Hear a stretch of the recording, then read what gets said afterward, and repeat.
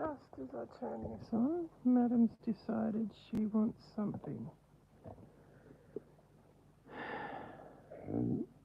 Yeah. I'm alright. Now I'm doing, I thought I might just, I mean, just looking for something to wipe the lens with because it looks a bit grubby. Hopefully that's a bit better. So, I thought I might come on and show you how to do one of these. Crazy patchwork.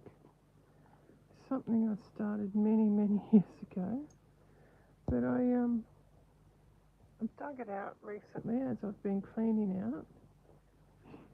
You can see this one's been pieced together. Looks like a bit of a stain there. The light in here's shocking. I'm sorry, it's the best I can do at the moment. But I thought I might just show you how to do one of these. I don't know if you can tell, it's all completely hand stitched. Even the pieces I've laid down, I've stitched by hand. This piece has got a piece of calico over it, which I don't remember doing. Obviously I've done it. And I haven't got, I've got a piece here, I just don't know where to put it. Because I didn't think I'd need it for this demonstration.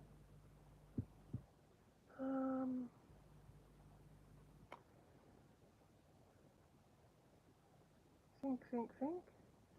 Got some, I mean, we could use anything, really. And would you believe, all my fabrics are over there. All my working fabrics at the moment. The ones that I use. There's two little piles over there. All the way out of the way of my reach. So we're going to come up with something else. So, bit of a crazy patchwork. Now, can't remember what I was going to use this for. It's not finished, as you can see. Maybe it could be a little zippered pouch. I don't know. Might just do something like that with this one. But I like to start with a piece of, this is just a piece of offcut from quilting wadding. So this looks like it's probably, is it bamboo? It doesn't look like the right colour for bamboo.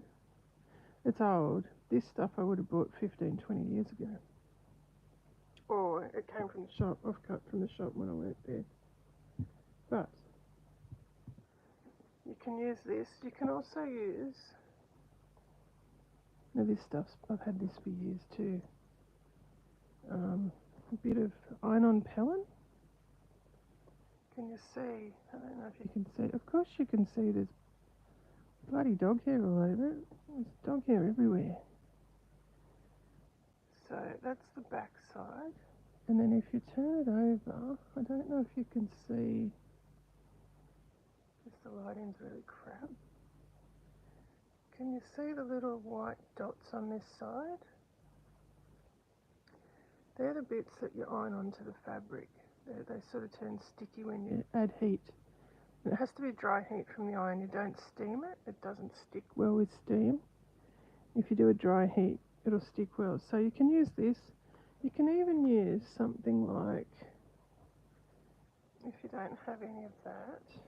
Now, I'm a big believer these days. I wasn't so much when I was younger. But I do like to try and use what I've got on hand instead of going out and buying more stuff. Here's a bit of old blanket. You can use a bit of that. Here's another bit of old blanket, just to give you some idea. This one's a bit softer. So you can use something like that.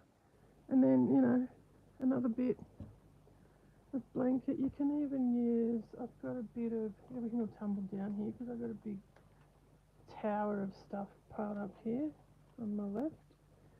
A bit of wool suiting. You can use something like that. You know, you don't have to use quilt wadding or iron-on pellin, or just, you can even use a bit of flannel. That'll work. I've done that before. I think it was Liz Kettle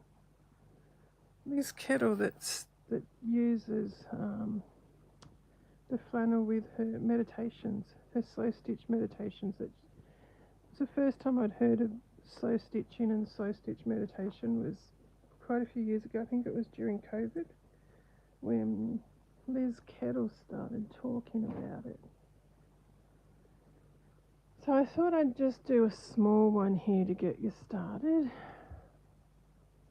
Just checking to see if the time is still ticking over because it's very quiet up there today.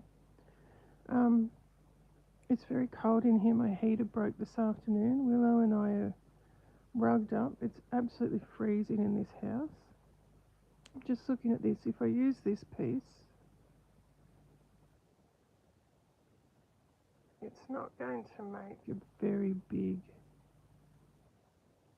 zippered pouch, is it? Little pouch. I mean, it'll suffice. This one's a little bit bigger.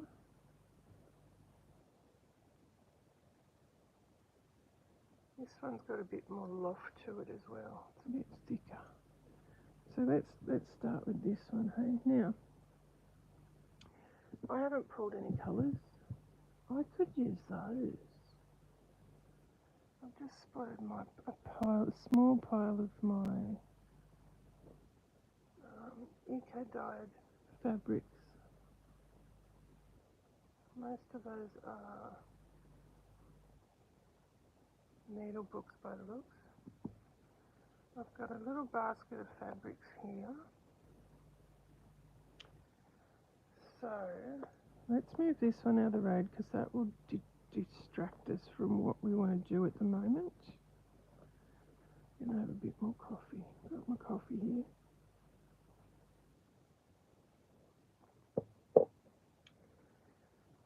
So what we want to do is find some fabrics. This is one of my favourites, this Tilda. I love this one, but I'm not sure if I want to use it in this. I don't think those fabrics work together. Now I'm just going through and auditioning some fabrics to see which ones might work together. I've got, okay, on this side I've got some little bits that are already cut, some little scrap bits. So maybe I should try and use those first. This piece here, I don't think it works with these. It's a bit of bark cloth, that might work. That's no good. This apricot's no good. These pieces are getting smaller and smaller. That might work because that's another bit of Tilda, see? What else is here? That's a small bit, but it'll work if I can fit it in. But I mean, this isn't a lot of space to cover on here. That's a bit too apricot, I think. I don't know if you can see that. This one here is a little bit apricot. The others are pinky pink. And again, it's a bit hard to see in this poor light. I've pulled, you can see I've got a little LED light. You might not be able to see. Got a little LED light here to try and give us a bit more light, but it's not overly helpful. Now a lot of these fabrics I'm pulling out of this pile of little cut bits. I've used a lot of these on my pinch pot bowl thingy, the textile vessel that I've been working on. They're a lot of the same fabrics. because I don't like to waste any. I like to try and use all the little bits. What else have we got here? I just saw one. Bit out of left field. Not sure about that. Here's another bit. Oh no, that's different again. Not sure about that blue. It'll work though, because there's blue in this one. There's another pink. Oh, that might work actually. Might even have enough fabric there, to be honest. Or, look at this. Look at this cute little... Now something like this you can use. I'll just move these out of the way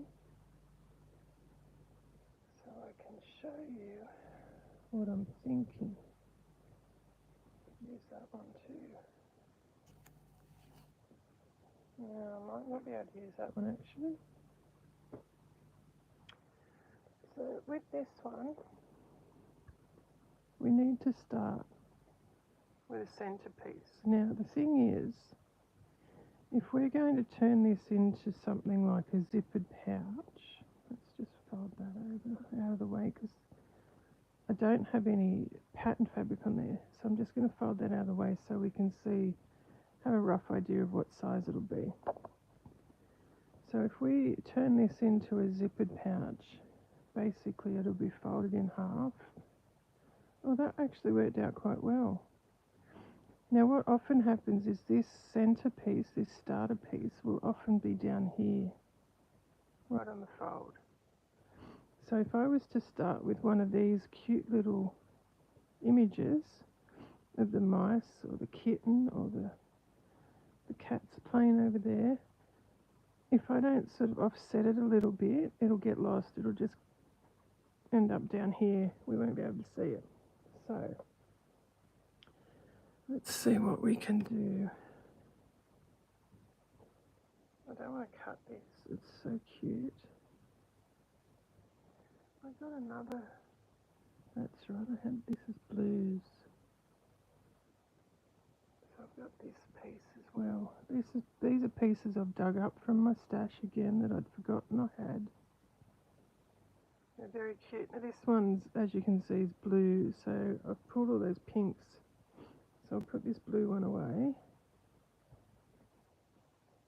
Okay. What have we got? I'm trying to see. I don't want to cut one, you know, out of the middle.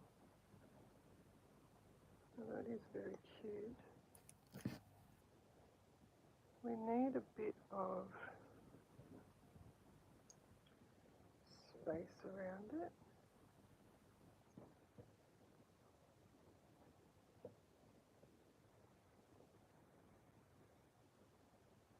That might work. Don't want to cut it. Going to have to, don't I?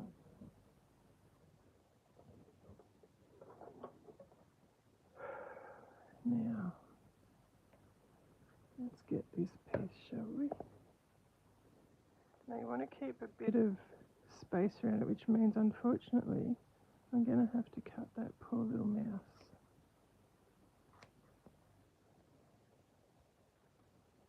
And a bit into that. Oh, bugger. Have to cut that, unfortunately. Now, what I'm worried about though is that this piece of wadding I've got isn't going to be big enough for what I'm thinking. I pulled a small piece because I thought it would. I've got so many projects on the go. I thought if I pulled a small piece, it will be finished more efficiently. I think I need to pull a bigger piece of wadding. What have I done with it now?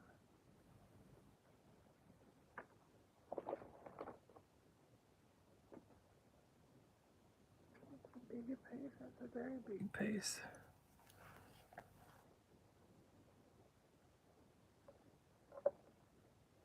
more of that. It's on the other side of the room. I'm not going to scramble over the top of this to get it, so I'm just going to cut this. I should be using my quilting rule to get a nice straight line, but I don't have the space to do that here tonight, so I'm just going to cut this with my scissors. I'm sorry you can't see that. Trying to neatly, I can come back and straighten this up with my rule, making sure that that's quite even. Okay. So I ended up cutting a bigger piece, which is not originally what I had planned. So just folding it in half to get an idea of how big that will be. It's a little bit, I feel like I need to cut a bit off the end. Just to get a nice aesthetically pleasing shape. That's a bit too short now, isn't it? That's a bit better. Yeah. I cut a bit. I'll leave it for now, or I'm going to end up making a mess out of it. So, fold it in half, and what I want to do now is, now this isn't always necessary, but because I'm going to fold this in half to make a pouch, a zippered pouch, I want this picture to be visible. So I'm going to lay that down there so we can make sure it doesn't get put on the fold. Okay, this is where it gets a bit tricky because you're supposed to start in the centre. I can't guarantee at this stage this will work because I haven't offset it this far before.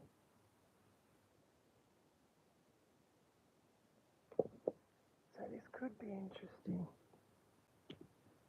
So what we want to do now is grab, we need a piece of fabric. What will we use? Need some, I think these pieces are going to be too small, because what we need to do is lay a piece face down, this way. It needs to be facing in.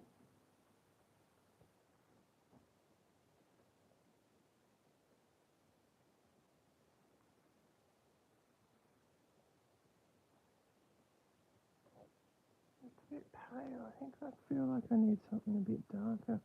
It's going to matter too much because we're going to come back later and do some detail on the seam, on the edges. It needs to overlap all the way down there.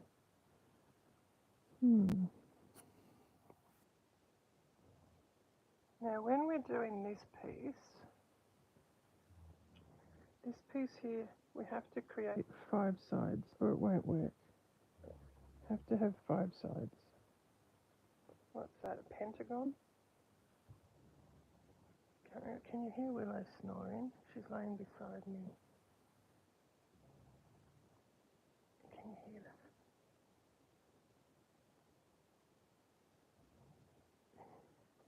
It's very cute. Okay.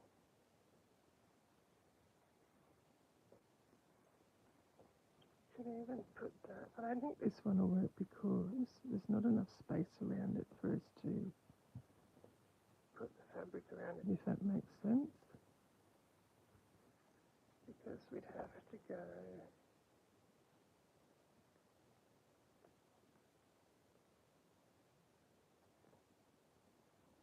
one,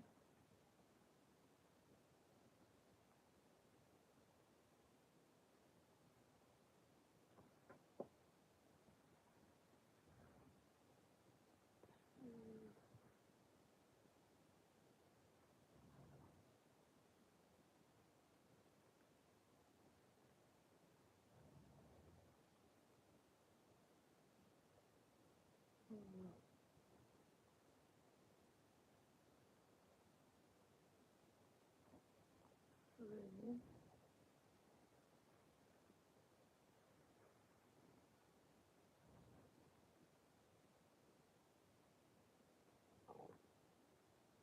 So you lose a lot of it because it's cut so close.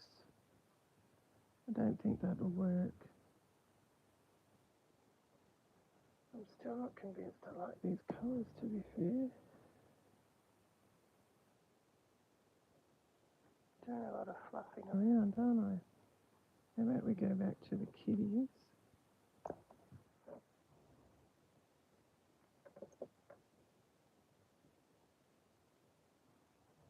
You know what? I was just thinking I want to mark that.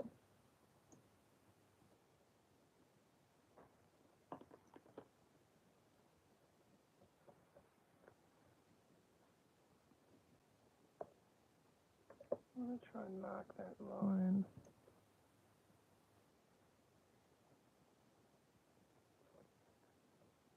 I don't think this is going to work. Once again, I thought I was prepared for this, but I'm just trying to mark that fold line. There's probably a lot easier ways to do this, but this is just what I had on hand, so I don't have to get up. It's just a watercolour pencil.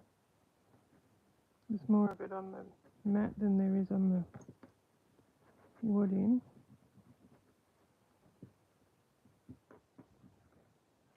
So I just want to get some kind of visual marker on there.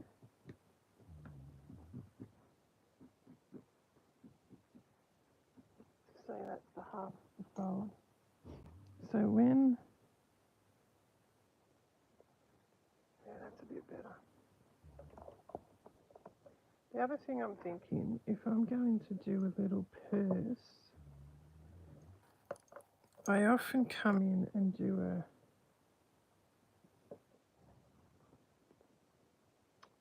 what do you call it, like a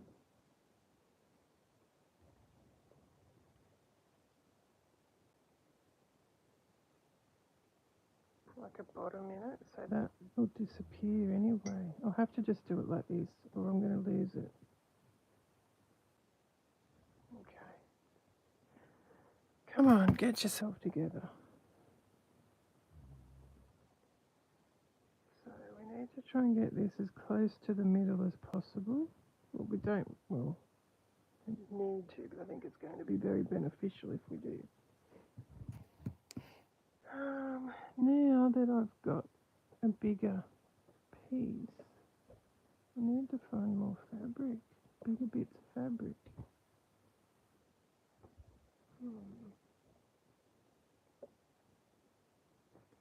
I think I want to stick to the pinks. I'm just going through my basket here.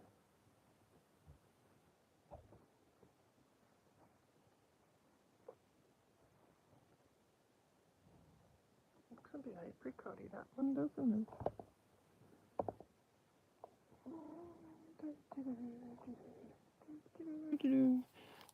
There's a bit more under here. That's a bit better. Okay.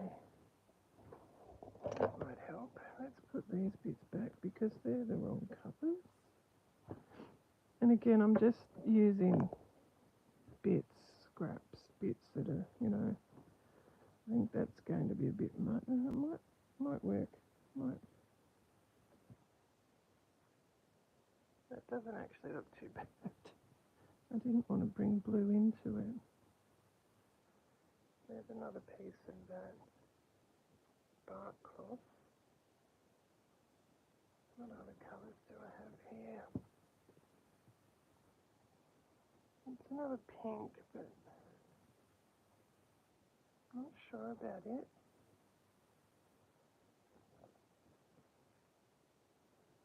No, we don't want a big hunk of white like that, do we? You can hear Willow snoring her head off. A bit softly. We've had a big day playing in the sun.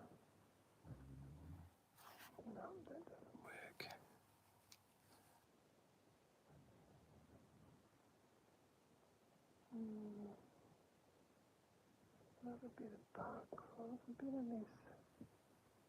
I don't know if that paves it or what. There's lots of pink, isn't there? Oh, there are those little linen things. We don't want to use those.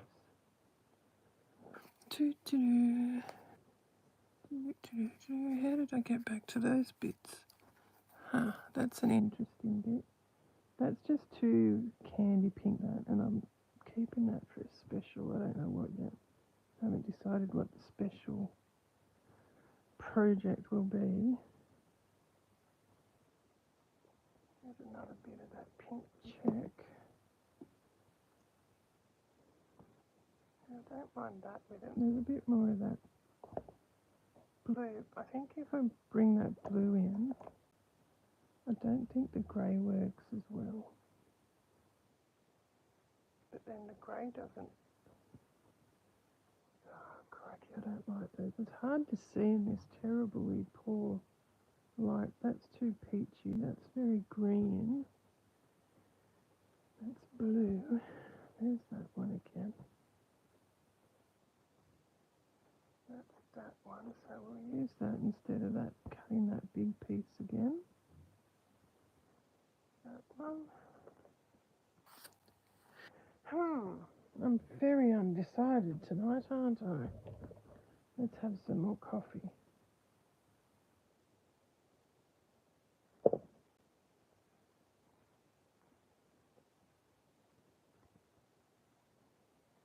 I feel like I need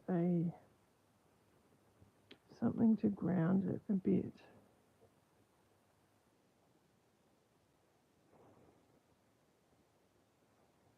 I'm just wondering if I should bring some blue in.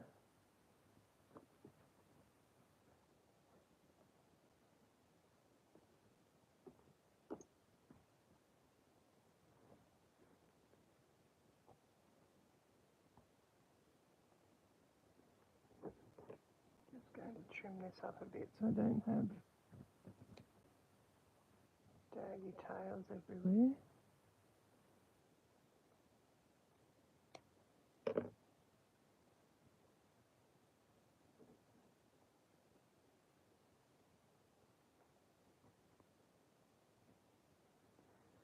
Okay.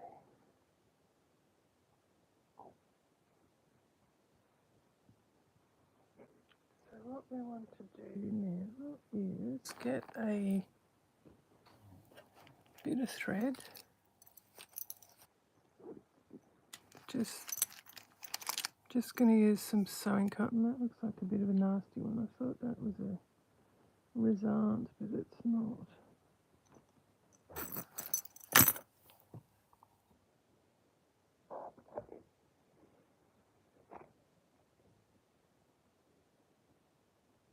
That's a result. It's green though.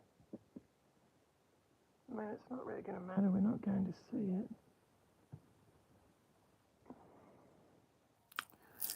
What goose has put sticky tape on there? Probably me. I don't remember. Now, I'm looking for a needle. I've got needles everywhere, but probably not the one I want. Oh, that's a big one. Ah, there we go.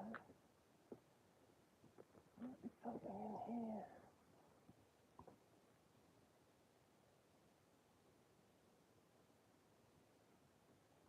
Don't want anything too big or too small.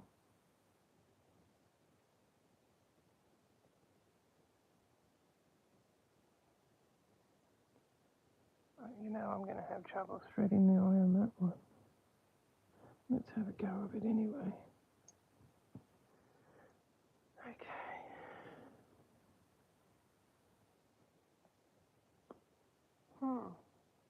Maybe we won't be using this result because I can't. Oh, there we go. Couldn't find the end, but I found it.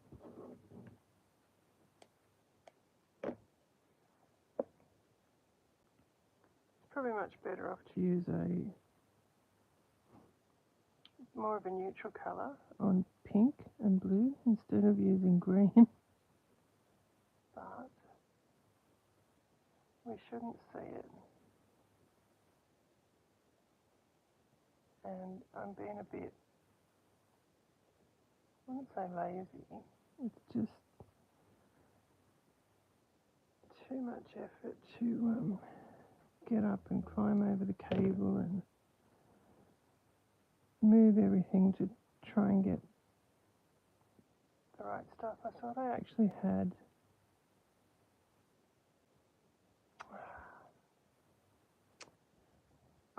sorry, I missed that comment. Whoever did that, could you possibly do that again so I can see what you said? I was too busy concentrating on trying to thread this darn needle.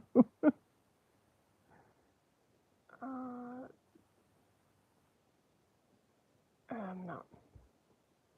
I'm going to have to change needles, guys.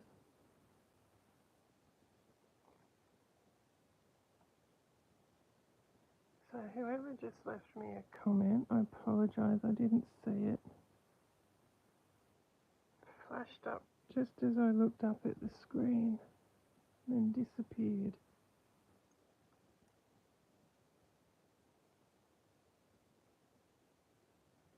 Another thing I like to do when I'm doing this is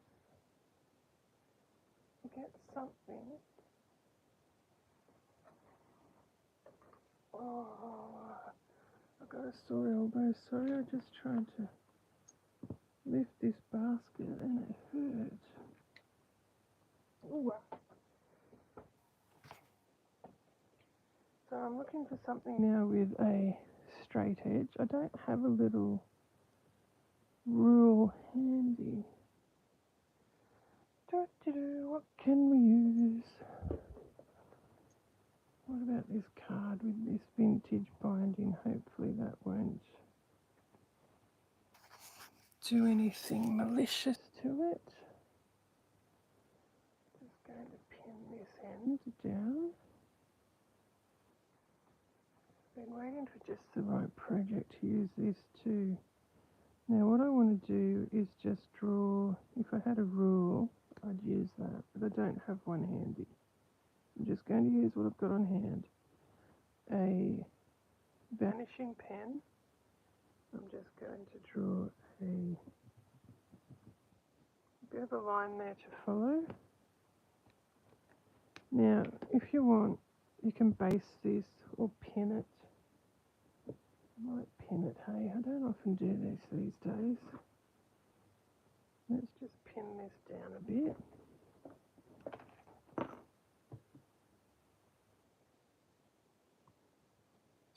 Oh, Kathleen, hello. Okay, what am I working on?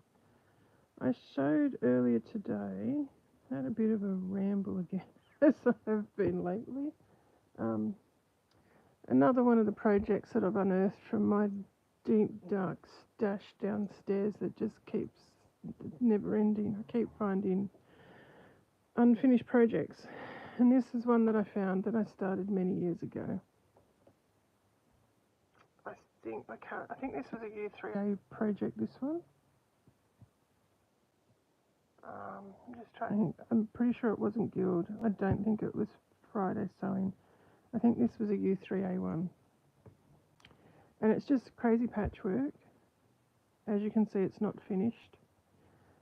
It's all done by hand. It's all stitched by hand, and you'd be quite comfortable with that, Kathleen, I'd say, because you do a lot of handwork.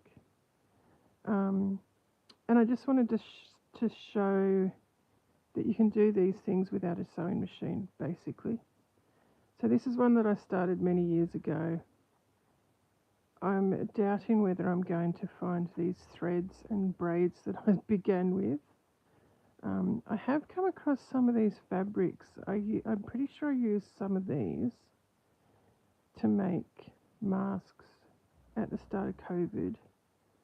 So I probably don't have any left. So if I need to finish this off, it's too bad. But I've laid all the pieces down and I've started to decorate it with, there's a rickrack there that I've stitched on, And the rest of these bits I've done so far are just threads that I've stitched different stitches. So I thought I would just show you this. I should put in the effort and finish these really. This could be turned into a little zippered pouch, I suppose. You can never have too many of those, can you? So what I noted earlier was that we need to start with a centerpiece when we're doing this style of crazy patchwork, and you build on. So this would have been the first piece I laid down, and this one, this one, this one, this one, this one, and you just sort of work around in a spiral. And then I've gone over here to finish that end off. So, and what I noted was if we fold that over, because there's no working bit there, so that'll be trimmed off. If we fold this over to make our little zippered pouch, here's the bit we started with. Now sometimes that bit will end up on the bottom here and we won't really see it. In this instance it doesn't matter too much because it's just a patterned fabric, but on this one I've actually got a little image under there. So I've marked a line here on this piece of wadding. I should lay calico or something over this before I do this, but I just don't have the energy to do that today. You can see this piece. There's a layer of wadding that's been fused on. There's a layer of wadding, a layer of calico, and then we've started to work on top of that. I should do it properly, shouldn't I? Where's a piece of fabric I can use? Let's do this properly. Anything in here? What's that?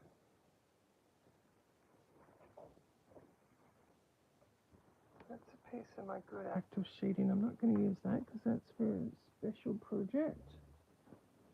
There has to be a piece of... I had a bit of calico earlier.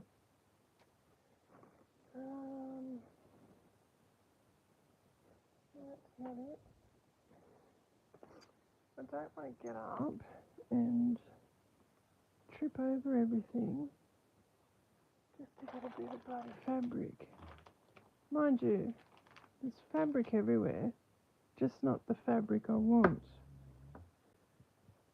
I did have, maybe over there. Now, hold on to your hats, guys, because I might accidentally bump this trying to get up. My foot is stuck. Okay, let's see. Oh, crack, did you hear my bones?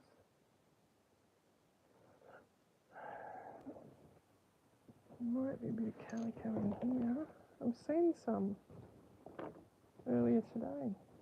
I mean, it doesn't have to be calico. It can be anything. I don't want to use that good linen. Just a bit of cotton. Plain cotton fabric would do the job. Something that... I mean, you don't want to use something good. Crikey, how can I get it? I can see a pile of fabric about 4 foot away. I need to dismantle this for a minute. And let's do this properly, hey? Bear with me. I'm just going to pop over there for a second and grab some fabric. Hopefully I don't trip over everything.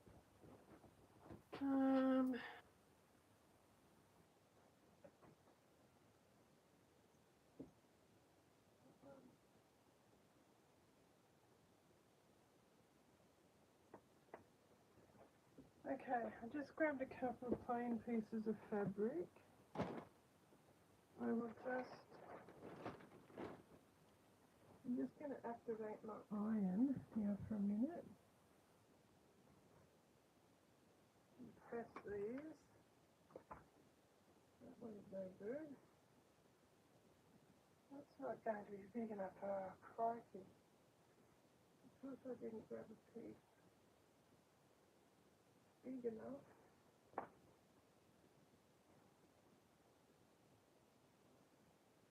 Okay, let's use this. This might work. Activate the iron. Iron activated. I know you can't see me, but I'm sure you can hear me. Okay, I'm just pressing a piece of fabric. I'm not sure if it's a cotton or a polycotton. I think it might be polycotton. But that doesn't matter. It might be a little bit harder to stitch through, actually, a polycotton. It's got some marks on it, but that should be okay because it won't be seen as long as those marks don't decide to work their way through the layers and show. Okay, I've pressed that. Let's do this properly, hey? Right. We'll undo this. Let's undo this. Take our pins out. There's a couple of pins here. I like these cute little pins. I think they're little vintage ones. They're in my little. There's some in this little pin cushion here and some in the lid of my other pin cushion over there. Okay. Oops, there's my needle. I forgot I stuck that in there. Stick that in the pin cushion. Okay, this is our iron-on pellin. This is a piece of polycotton I just grabbed off the sideboard. Let's just have a look. Oh, look, plenty of fabric here. So I'll lay that on there. Let's trim this up. You guys can't see it. There's not much space here, is there? Crikey. Okay. Cut it a bit. Crikey, that's a bit of a rough cut, isn't it? Bit. How's your uncle? Oh.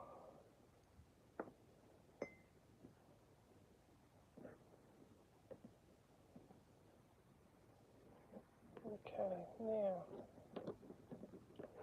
just going to trim this. Not that it matters, but I'm going to come back and trim it.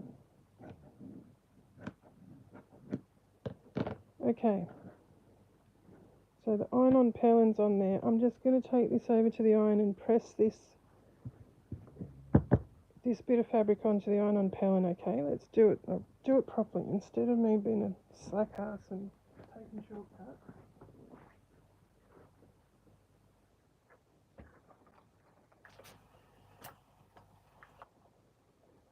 I'm over here ironing, press, press, press. I'm not doing it correctly. I'm gliding it. I should be press, press, press, press, press, press, press, press. I don't want to stretch the fabric. Press, press, press. And what did I say earlier? Don't use steam with this stuff. I'm sure you can hear. I've got the steam on. There should be a dry iron on this pellin. And you know what? These pieces of pellin I've dug out, I've had these for years. Years and years. I haven't bought, can't remember the last time I bought iron-on pellin. And the sticky stuff used to go off and wouldn't stick. But look at that. Stuck on pretty well. It's not coming off. I've just pressed it. Look at that. Pretty cool. So now, I'm just debating whether to trim this. Let's trim it a little bit. Leave, I don't know, a rough. Now I normally do this with my quilting rule. Cut the pellin and the fabric with my rule and my roller cutter and whatnot. But I just don't have enough room here under the camera or on this table to do that this evening, so I'm just cutting with my trusty old dressmaker's scissors, or one pair of them anyway. That's another thing I found. I'm unearthing more and more pairs of scissors and things. Yeah, so the reason I'm trimming this is because when we flip it over to work on the other side, I don't want to be adding fabric. If I've got big bits of fabric hanging out over the edge of the pellin, hang on, I'll flip it over and try and explain it. I don't want to be adding pieces of the crazy patchwork to big bits that are hanging over that are going to essentially be cut off. So I've just trimmed that down a bit, about a rough 1/4 inch overlap. Going to fold this in half again. Probably should fold it in this way. I can just see, if I hold it up to the light, I can see that line quite clearly, that pencil line. Oops, I'm going to fold it this way. Just going to just finger pressing that a bit so I can find that line, because as I mentioned earlier, I want this cute little picture to be seen when we piece it together. So there's our fold in here. So when this is folded up to make the pouch,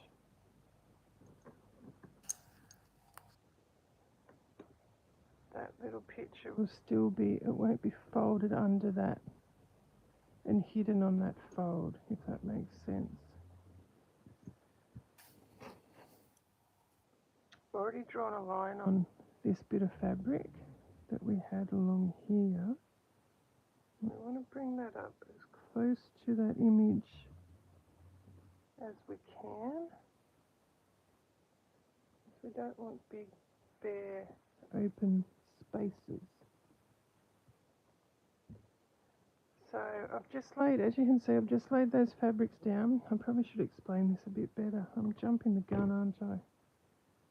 So this is going to be my focal piece, this piece of fabric. I want that picture.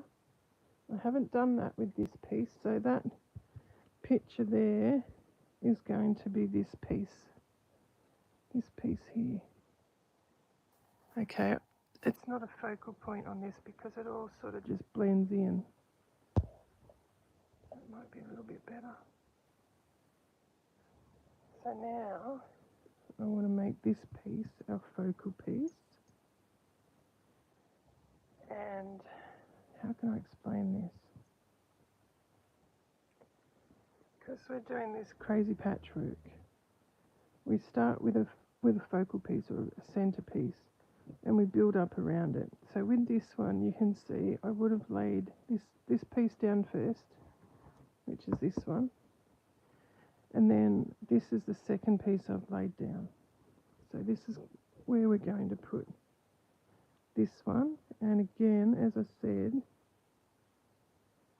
we want to bring that up as close to the image as we possibly can without covering it, just because we don't want all this open space and bare, undecorated fabric exposed. Now this piece, this second piece I'm laying down now, as you can see, is upside down. And there is a reason for that. I'm going to get, now I cut a bit of thread earlier. It's probably stuck to me somewhere. Goodness knows where it is. It's not in the needle, that's for sure. Okay, let's try again. I should have got a better coloured thread while I was up too, but I didn't. So we're going to work with what we got. And that's not going to work because it's bloody cruel needle.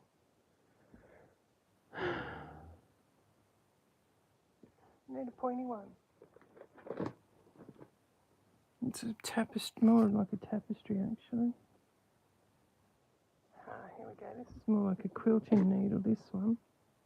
And there's some white thread on it, so we'll start with that, hey? Let's just do a little, looks like a bloody crappy polyester thread actually. Let's do it, let's do a bit of a quilter's knot here. Get us started. I made a bit of a mess of that. Now I'm just going to do a bit of a, what do you call this stitch? Is it back stitch? Along this line. Is it back stitch? I can't remember.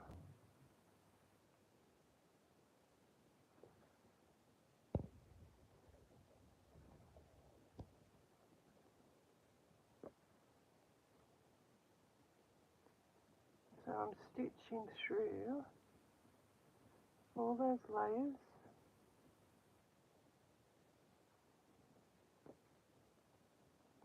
And just along that line, that's that simple. Until we get to the other end. Hopefully. It won't take me too long. I cannot see this very well. So it might take a little bit longer than I hope. And I'm also trying to make sure that you can see it too. I keep checking. There's my iron telling me, you've left me on too long. You haven't touched me. Why am I doing sitting here, burning away? Can you tell I'm overtired? It's past my bedtime. I haven't been sleeping, so I thought I'd do a bit of stitching instead. Okay, this is probably incredibly boring.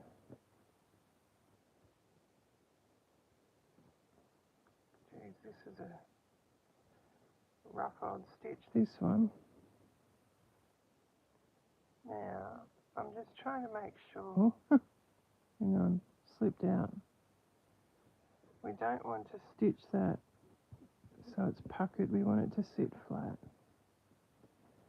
So don't pull it too tight as you go in. You want it tight enough that it's not going to pull apart when we fold it over, but you don't want it too tight that it's going to pull and pucker. You might even want to put this in a frame to work it, to make sure you're not pulling it too tight. You can put it in a frame if you wish. I don't often use frames anymore.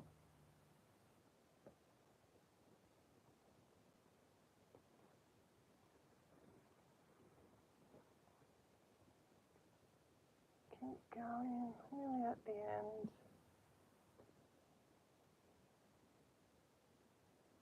I can't hear Willow snoring anymore.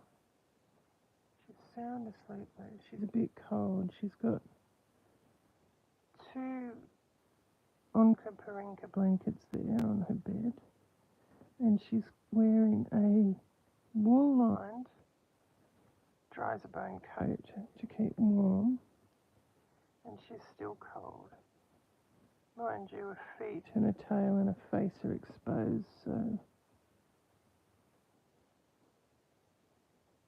if you weren't here earlier when they started, our heater packed it in this afternoon, so it's a bit cold here tonight. It's time for us. It's that time of year where we need to really rug up. And these houses are so cold.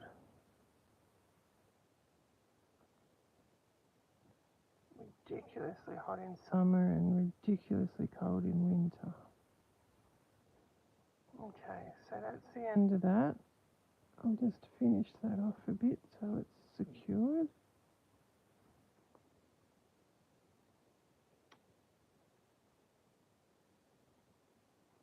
Oh, I made a bit of a mess of that because I can't see very well. This light is dreadful and that thread is dreadful. Okay, take these pins out.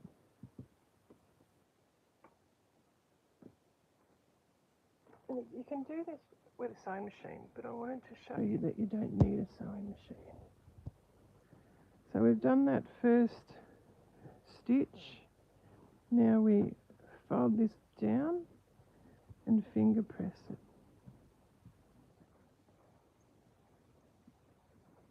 And there's our first bit of crazy patchwork. Then we find another fabric. What are we going to lay down next?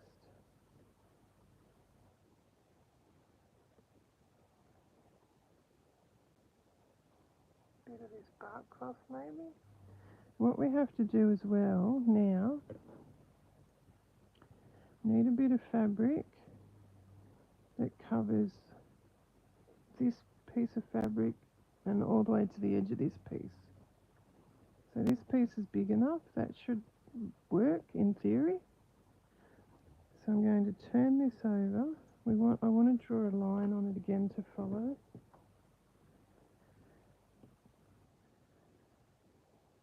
Try and keep it nice straight. And again, if you weren't here earlier, I should be using a rule, but I'm not going to get up and go digging for one. I'm just going to use what I have on hand. And you don't have to draw this line, but I find it very helpful. Oh, thank you, Kathleen. It's mainly just because I'm digging so much stuff out. I've got 2 rooms here that I haven't been in for over 15 years, and I've started going through them in the last couple of weeks. And there's so much stuff resurfacing that I've forgotten I had. This is one I made after. This was a Kate in the Nest inspired one I made last year, and it's just a crocheted medallion from a tablecloth or something on a bit of wool blanket, and then I've come through with some coloured thread and done some detail stitching on it. That's all that one is. This one I've had for years. I made many years ago. Look at the poor thing. There's a wool flower under there, and I've stuck all my pins all over the flower, so you can't really see it. It's just, look at all the threads stuck on the back of it. This one up here is more of a brooch cushion than a pin cushion. Oops, everything's going to fall down. They're not all my good brooches. All the good brooches are stashed away somewhere. So that one's more of a brooch cushion that's resurfaced. That's all I've got out here. That one's a little pouch I made years ago, a little English paper pieced one.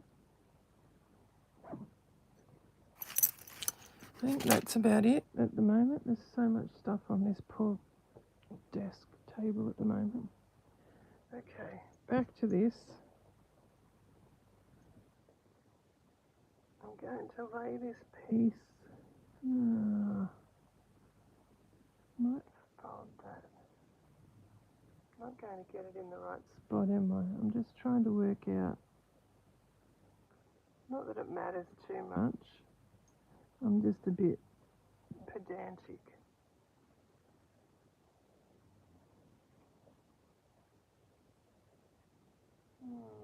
Okay, I might lay that about there. Just sliding it back to my right to make sure this blue fabric's covered as well. That was handy that was just the right size, wasn't it? So I've covered this pink bit all the way over to that blue bit, okay? The problem with doing this kind of patchwork is, look at all the fabric that we're going to lose. That's all going to be covered, that blue bit there. And then that's all going to be covered. But hopefully it works out the way I'm hoping it will. It's been many, many years since I've done this.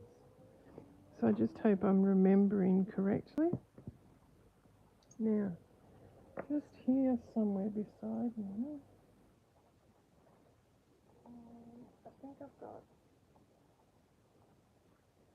a better piece of cotton that I can use instead of that crappy polyester.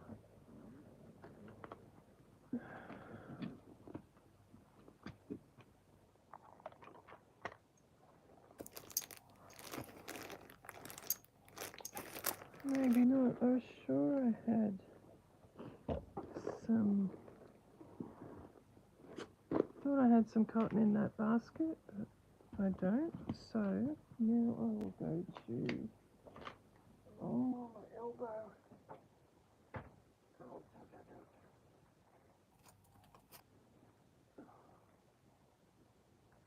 Crying out loud. I had that many reels of cream and or white thread earlier today. There's one.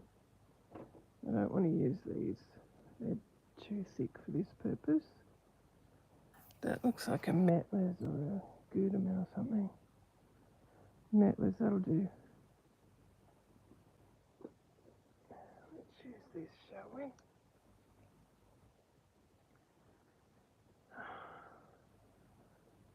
One of my hairs wrapped around it. Okay.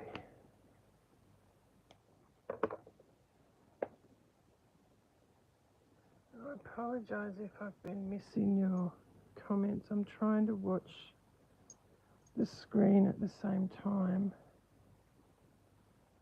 It's offset to my right quite a bit, and it's about level with my eyes, but when I'm looking down here, I can't see the screen. So I do apologise if I miss.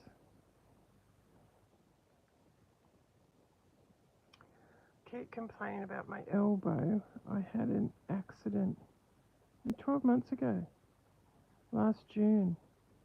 I think it was the day before my daughter's birthday, and her birthday's the 12th of June, so it's nearly 12 months ago. I was knocked unconscious by my dog at the dog park. I think I let her off and she was running. She gets overly excited and runs and has a wow of a time. And normally when she's running towards me, I just stand my ground, and if she runs into me, she runs into me, and I can earth myself and just sort of, ready myself for her to run into me. I don't know what happened this day. I've got no memory of it. I'm assuming she's just run at me like she does and knocked me over, and I ended up with a serious concussion. I also ended up tearing the ligaments in my right elbow, my right ankle. It hurt my right shoulder, my right hip. So now I've done extensive therapy on them. I only finished therapy last week, the week before. Last week. I will start again about September. I cannot cope with the cold in the pool through the winter. It just messes with my body too much. But now that it's cooling down, so this is the first winter I've had since I've torn all the ligaments and done all the damage. When we had a big drop in barometric pressure about 2 or 3 weeks ago, my body went into meltdown. The pain and oh my goodness. It sort of feels like my joints and my ligaments have rusted over. And I'm just like, I've had countless injuries over the years, but this injury, especially in that elbow, I've got a knot.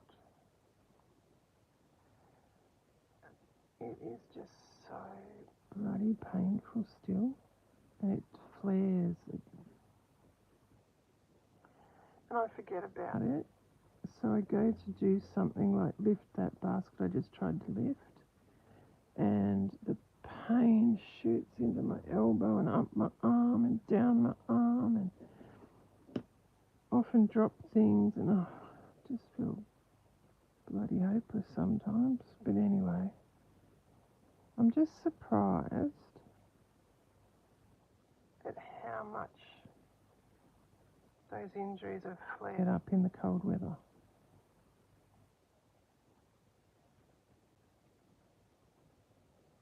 I don't think I've had any others that bad in the past. I mean, you know, don't get me wrong, I'm sore, I'm stiff. But this elbow, my goodness.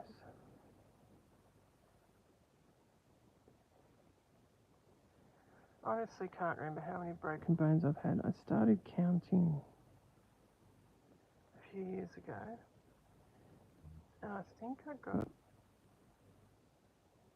up to close to 50. And it's not because I've got weak bones. I don't have weak bones. It's because I've been really hard on my body. Really hard.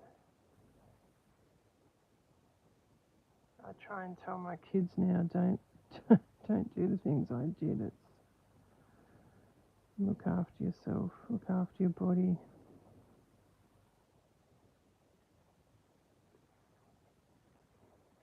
And of course, it's getting a bit tight there, isn't it? Of course, that makes it more difficult to do things like stitching, because apart from my eyesight failing, I'm sure a lot of us have the same or similar issues. My aching, arthritic body doesn't want to cooperate as much with my brain anymore. So my brain's currently telling me to stitch this fabric along that line, but my fingers, and mainly my fingers, I think at this point, are telling my brain to jump in the lake. I don't want to cooperate. Not as well as they used to anyway. But I keep persisting and I keep practicing. And I may not be as neat as I used to be, but I can still get the bulk of the work done, I think. The biggest issue at the moment, I think I mentioned it earlier, is my eyesight. I had a really good pair of glasses that I got from the optometrist. The last optometrist I saw, I went to a different one last time, and he asked me some different questions to what other optometrists have asked. And one of the questions was just simple, like, you know, do you have any hobbies? What do you do? Blah, blah, blah. And I told him that I do a lot of fine embroidery, stitching, jewellery making, painting, artwork. Most of the stuff I do, everything I do is quite fine. And he asked me, if you've had glasses before, they'll ask you where, you know, to hold, they'll hand you a book or a piece of paper, laminated paper with printing on it.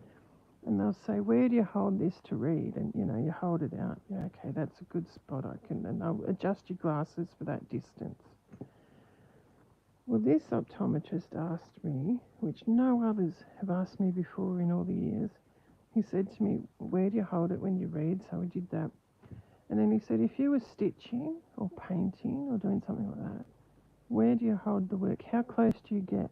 And I leant in a hell of a lot closer to do my stitching and my work. So he then gave me another pair of glasses that was suitable for that distance. Now they're the glasses that I've lost, and they made it so much easier for me to see what I'm doing. And do you think I've been able to make the time to go and order another pair? No, because I have to go into the shop. I can't just do it online because I'm due for another eye test, see. So they won't just let me ring them up and say, can you just make me up another pair of glasses in this prescription? No. So that's something I'd like to try and do in the next week would be great, but it's just so challenging to see. Earlier today when I was using this, I zoomed right in and I was stitching. I was looking, that stitching I was doing up until now, I'm looking straight at the work beside the camera. Now I'm looking through the camera, or I'm trying to. It makes it bigger, but because I'm sitting, the work's, how can I explain it? Because you're not seeing it the way I'm seeing it. So the work's down here, but the camera's all the way up here, and up here is where I'm looking, but my hands are all the way down here. So it's sort of like retraining your brain to look up here instead of down here. I'm looking up here, and it's difficult. Give it a go if you've got it set up. Next time you set up your phone to do videos like this, have a look. Try and do your work through the monitor, through the screen, instead of looking directly at it. It's quite challenging. It's a bit like you need to practice and retrain your brain to tell your fingers to move down there, but your eyes to stay. It's hard to explain. So in saying all that, we're getting closer to the end of this second piece of fabric, or should we call this the third piece? The first piece that we laid down, that piece with the puppies or kittens, whatever on it, I don't tend to call that my first piece for some reason. I tend to call it the nothing piece, the focus piece, I don't know. So this is the second piece that I'm actually stitching, I suppose. And I'm really struggling with this end piece to not look. I'm looking straight at the work now. Well, that was close. I had this corner tucked under there. I could have nearly stitched it to the back. We don't want to do that. Don't want to make more work for ourselves, do we? So let's finish that off. Oh, what a twisted mess that is. I don't have to be too pedantic about that because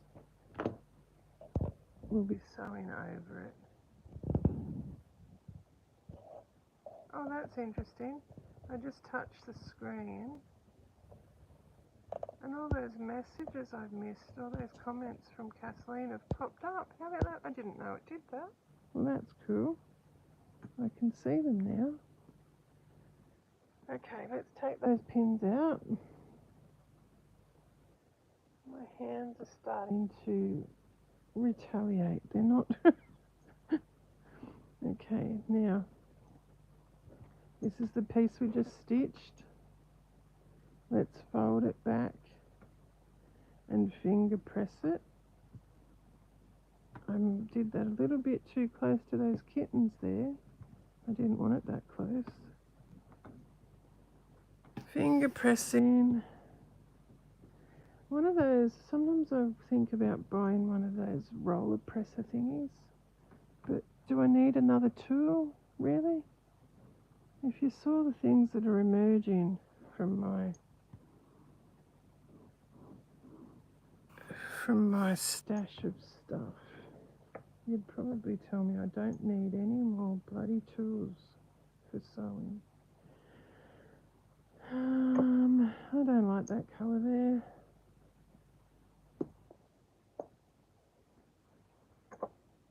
Don't know about that either. That's not big enough. Needs to come up a bit further. Do I have a bigger piece of that? Doesn't look like it. That's a bugger. Okay, what can we put there next? That's not big enough. I don't have any more of that one anywhere that I can see. I like that one. Bit of a mishmash, these colours on here.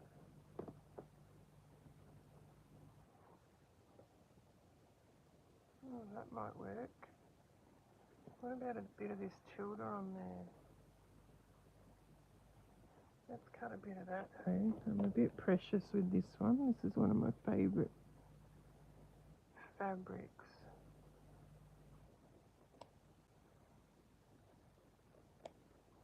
Not much of it left. Well, I'm cutting, I don't know if you, while I'm cutting this, I'm trying to follow the,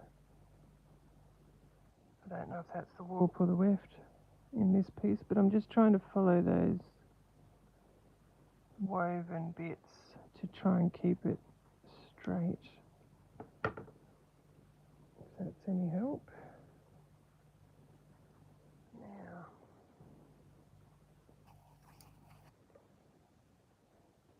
don't want to cover that little bee, do we? Is that a bee?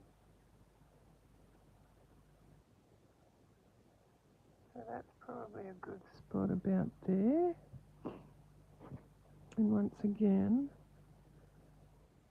it comes out down to this pink, this bark cloth edge, and then along here. Now let's pin it down, and this time, let's have a drink of cold coffee.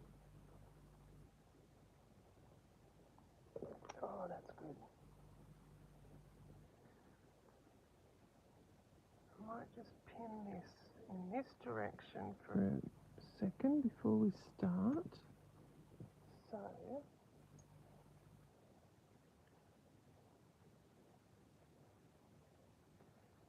we can get an idea. Since the last piece I did wasn't where I wanted it, I covered that little kitten a bit, which I didn't want to do. So I'm just going to pin this piece down and see if I've got it in the right spot. Yeah, that looks okay. I'm not covering too much of that. I'm not covering that bee. You can still see his tail. Okay, so now let's move these pins up here a bit,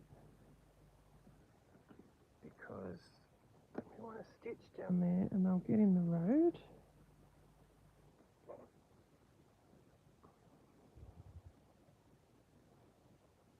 Probably don't need this many pins, to be honest, but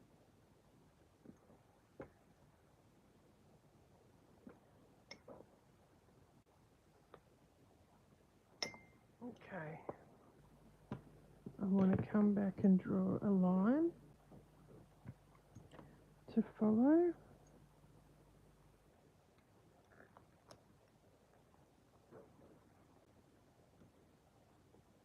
Just a bit of a rough line, and again, as I mentioned earlier, if I had my rule out here I'd use it instead, but I'm not going to go digging for it. I'm just going to use what I've got on hand here to draw this line.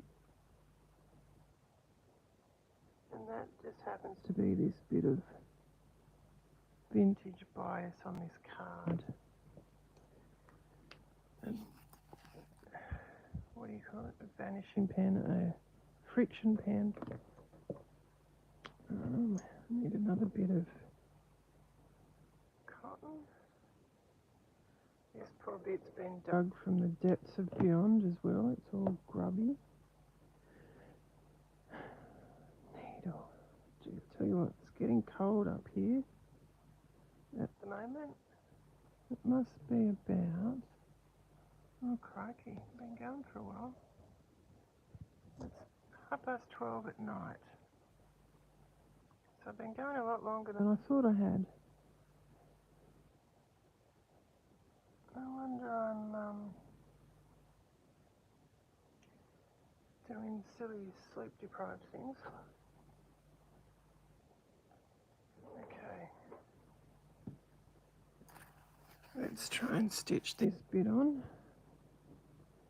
It's getting a bit difficult to hold on to.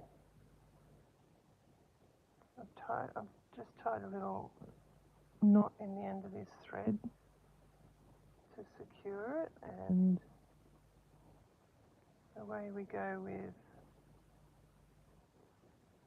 this is back stitch, isn't it? Why am I doubting myself? Why am I,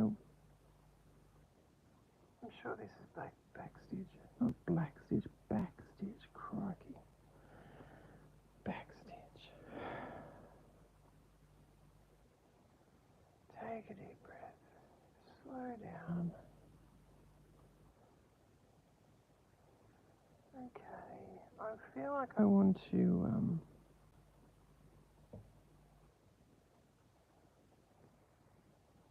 get this done a bit faster, which is unusual for me. I'm usually happy to just plod along, take my time. I'm not looking through the monitor again, I should be, because in some senses it's a bit easier. Oh wow. My leg's gone to sleep. Okay. Let's see if I can do it through the screen again. Don't want to pull it too tight and make it... No, this is challenging.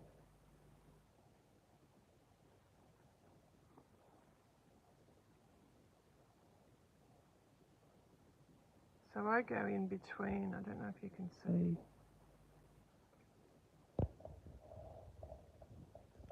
When I'm doing these stitches for this purpose,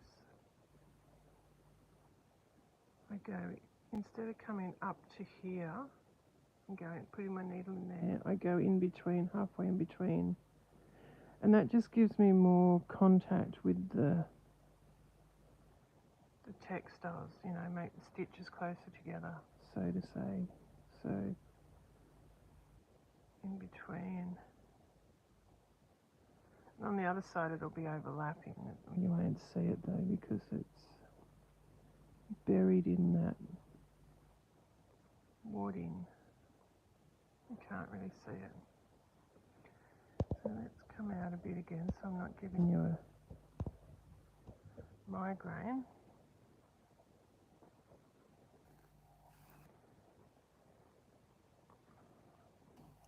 Now once we get all this together,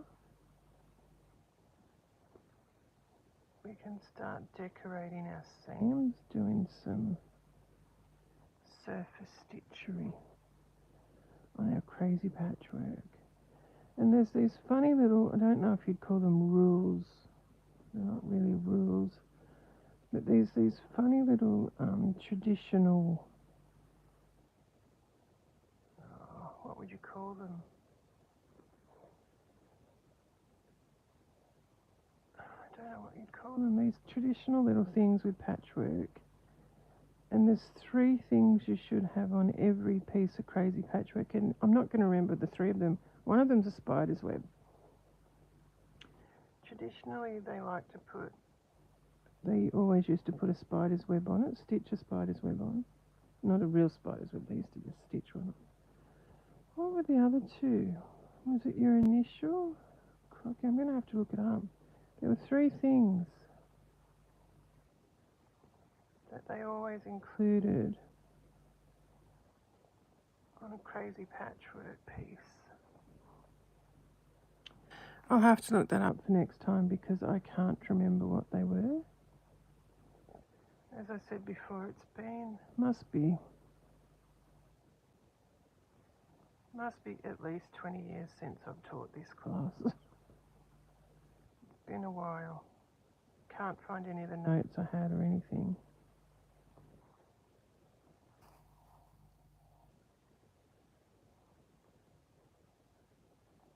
What were the other 2 things? A spider's web was one. We used to make I used to use a little metallic thread, a single strand metallic thread, usually in silver, to make the spider's web.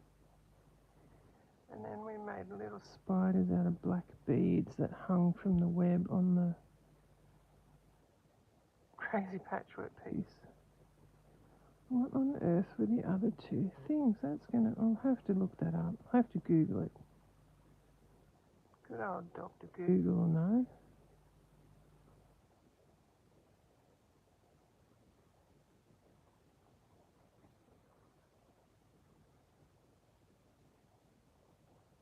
I'm using a little quilting needle. I quite like these little needles at the moment because I seem to be able to handle them a bit better. Look at that, I'm not paying attention and it's puckering a bit.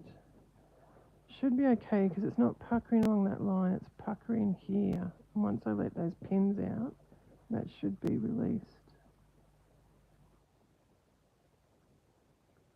It's because I've been holding it like that. And that's where putting it in a hoop can be beneficial.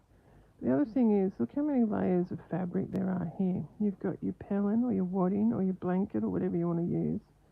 You've got your base fabric, and then look at all these fabrics that we're building up. So can you imagine trying to fit that into a hoop? It will get a bit challenging.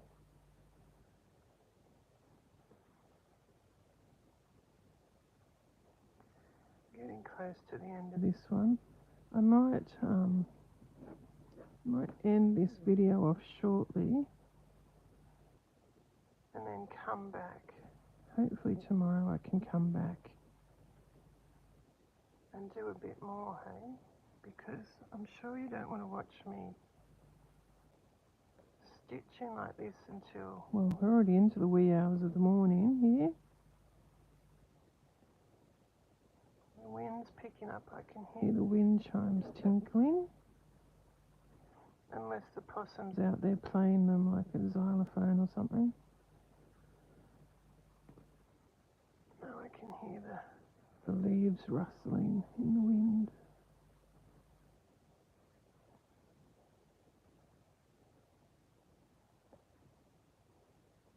Don't know how you'd play wind chimes like a xylophone though. It was just the first thing that popped into my head. I suppose you could sort of.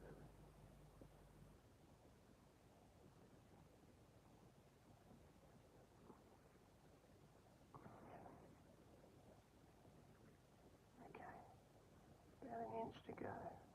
We're getting there. Mind you,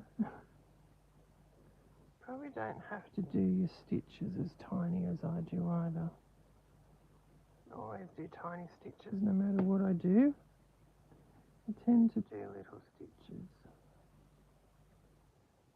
most of the time.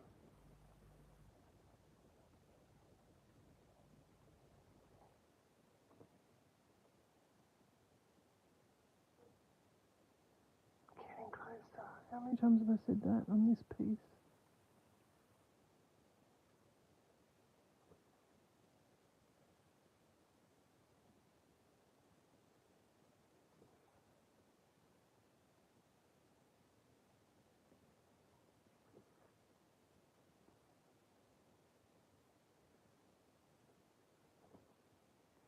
Now next time, if I remember, I should write it down.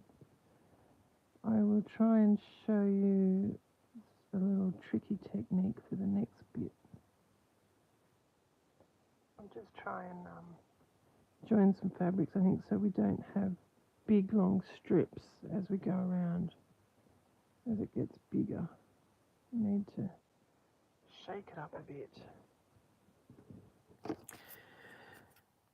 Okay. So we've stitched that bit of grey tilde now. Let's take out our pins. Oh, now my foot's gone to sleep. You rotter.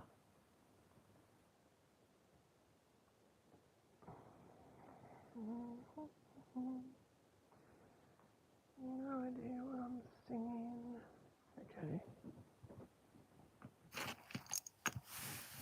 we've stitched that one down.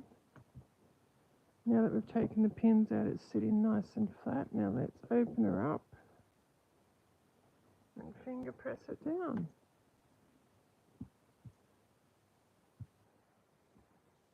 How's that?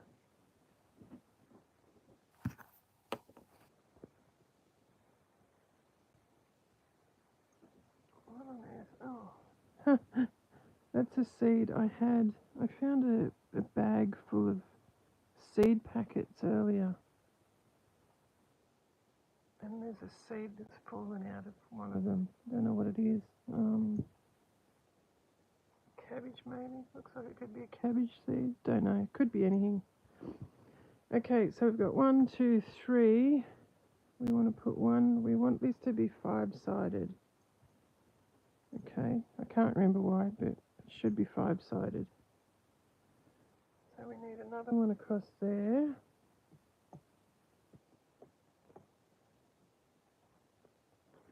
I wonder if that'll... Oh, that one might work. How about this one?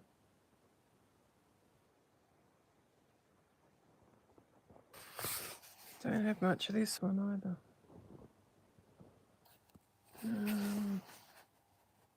Has it got a certain way to face?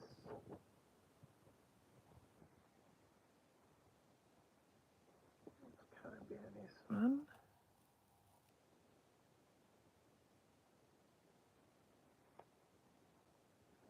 And again, like I said earlier, if I had the space, I would be using my quilting rule and cutter to cut this. But I just don't have the space here, so I'm just using my scissors.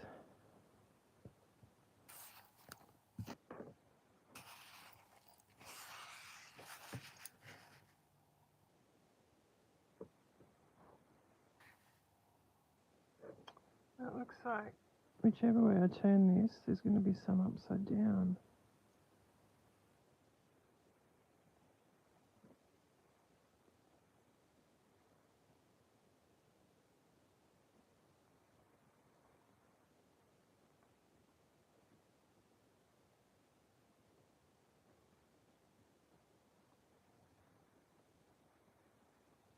Don't want to cover too much of that tilde, do we?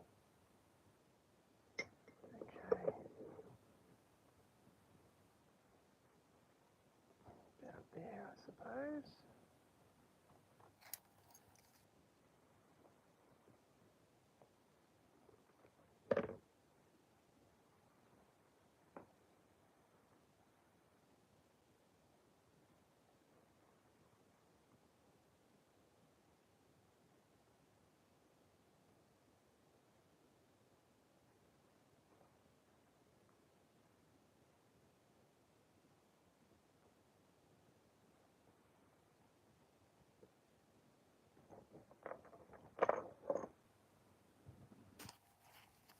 I'm curious to see what it will look like now. I'm not convinced I've got good fabric colour choices on this one, but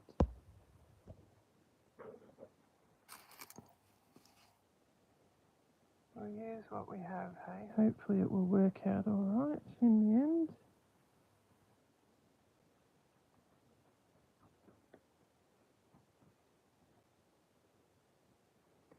Now, let's pin that down again and make sure we're not covering any of the picture first before we start stitching.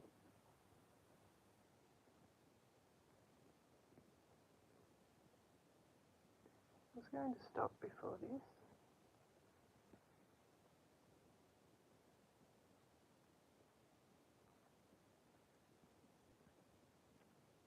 So I'm just pinning along that line so I can fold it back to make sure I'm not covering any of that image before we start stitching. Just to check on it. It is a bit of extra work, but I'd prefer to do this than stitch it and then have to unpick it because I've got it in the wrong spot. Now that's not as far in as I wanted it. I wanted to cover that flower, that one there. I just thought it looked a bit cleaner. So pull these pins out.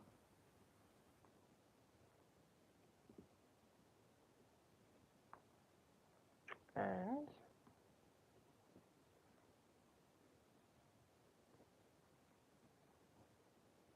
I'll slide it forward a bit. Oh, there goes one of my pins. Fell out of my mouth. Another thing you shouldn't do is stick your pins in your mouth. I've got lots of you shouldn't do these that I do.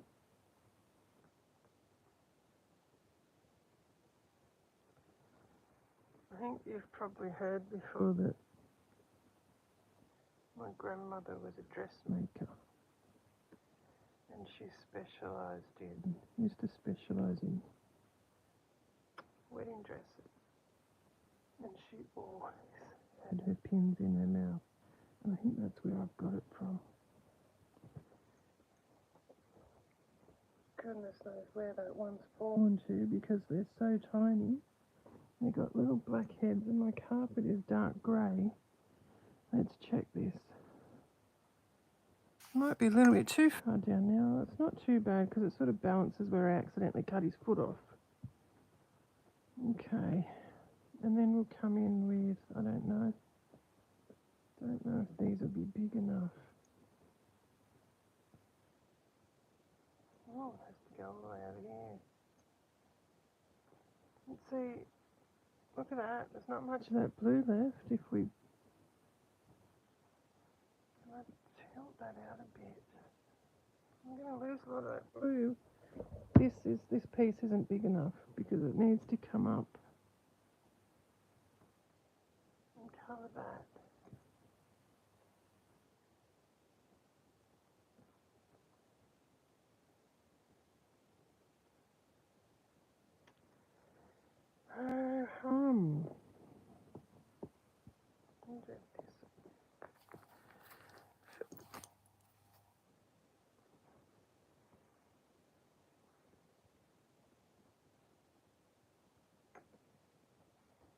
This might be interesting. I'm not sure. This is a bit too modern compared to the rest, I think.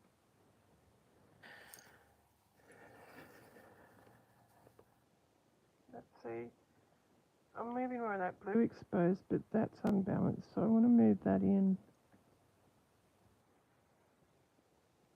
That's very bright, that pink, isn't it?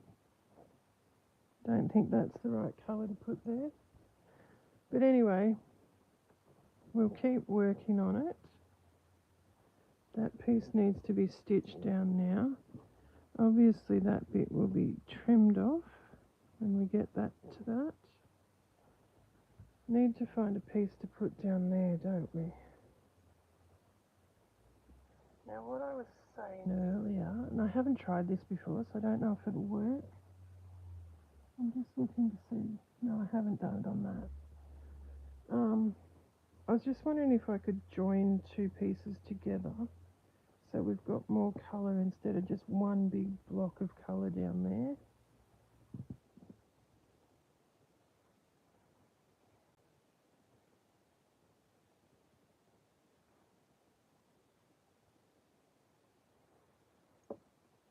No, I don't like that. But anyway, let's come back to this tomorrow, guys, shall we? Because we've been at it for about an hour and a half, I think. I'm getting tired. It's after midnight. It's 1:45. So let's, hopefully, that's given you a bit of an idea of how to start a crazy patchwork. We've still got this one here. I should continue to work on this as well. This one, as you can see, it's all pretty well pieced together. I've just got to finish doing the surface embroidery. So we've got all sorts of embroidery. Now this stitch here, is that feather stitch, fly stitch? Might be fly stitch. Most people would extend that all the way up to this line here, but I didn't want to go past here, and I'll do a different stitch here just to give it more texture and character. On this side here, I've stitched around these paisley bits to give it a bit of texture. But I'll go and look up which 3 things it is that are traditionally added. I know one's a spider's web. I think one might be your initials, the second one. I can't remember the third one. But let's go and have a look, hey? Again, hopefully this has given you a bit of an idea or a starter.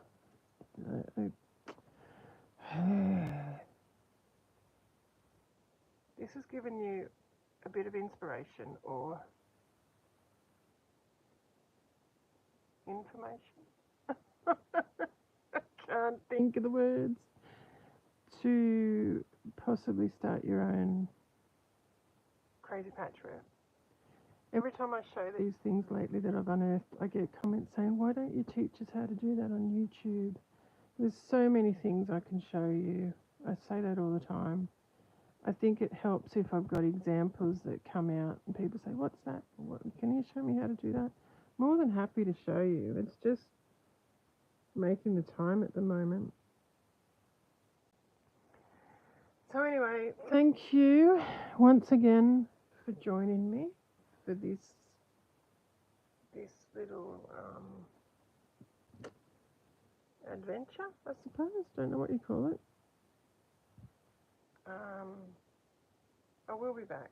Hopefully, I know I say this, and I know I haven't finished all the other projects I've started, but hopefully I can come back tomorrow / actually later today and do a bit more of this for you. I'm going to have to go and get some sleep, guys. I haven't been sleeping and it's not helping my body, so probably not helping my brain either. But thank you once again. How many times? Every time I wind up these videos, I drag them out on and out. But thank you so much for joining me for this video.